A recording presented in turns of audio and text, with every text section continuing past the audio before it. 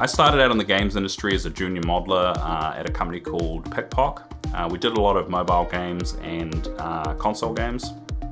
And then I moved through my kind of game dev career into a position as a modeler at a small indie company. We were in our lounge, there was like 4 of us. It was the kind of the indie dream.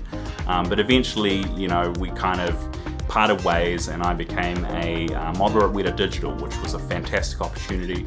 After a couple of years there, I got to the senior level and then decided to leave after we'd kind of had Cine Studios going in the background for a while, and we were just really excited about what we were doing. To be honest, I was actually just making my own games. I just had so many ideas that I wanted to make and nobody wanted to join in with me, so I just thought, okay then, I'll do it by myself. So that's literally how it all started, and because of my need to create the things that I'm imagining, I just took on all the tasks myself, and I've done most of these projects by myself. The prior job that I had before starting Code to Inspire was being a professor in the computer science faculty for about 3 years.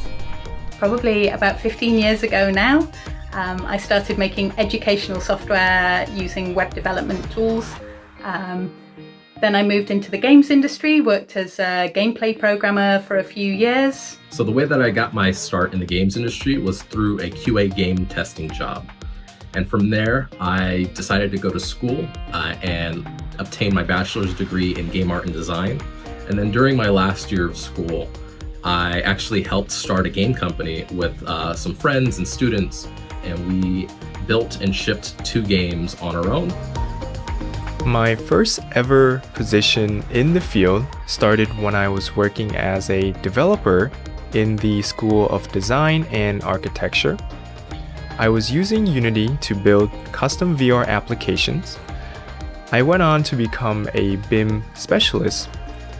In that position, it allowed me to use Unity not only for the design, but also the construction of many large projects. I was in the IT industry for about 22 years, but along the way I've been a project manager.